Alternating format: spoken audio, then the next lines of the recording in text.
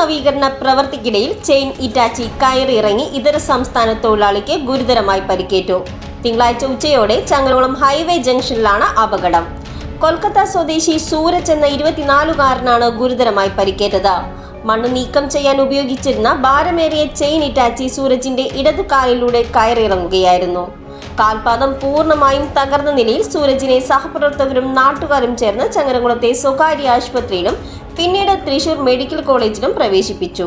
ഇറ്റാച്ചിയുടെ operator അശ്രദ്ധയോടെ വാഹനം ഇറക്കിയതാണ് അപകടത്തിന് കാരണമായതെന്നാണ് ഒപ്പം ജോലി ചെയ്യുന്നവരുടെ ആരോപണം.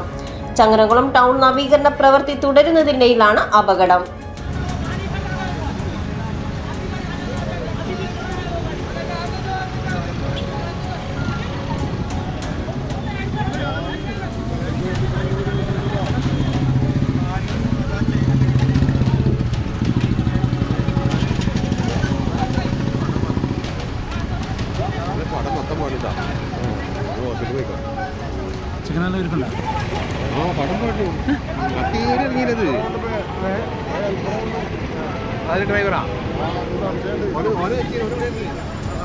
അടിച്ചു നോക്കിയാളെ ഓനെ ഫിറ്റാണോ നോക്കിയാൽ ആദ്യം ചെയ്യേണ്ടത് ഓനെ ഫിറ്റാണോ നോക്കണ്ടേ.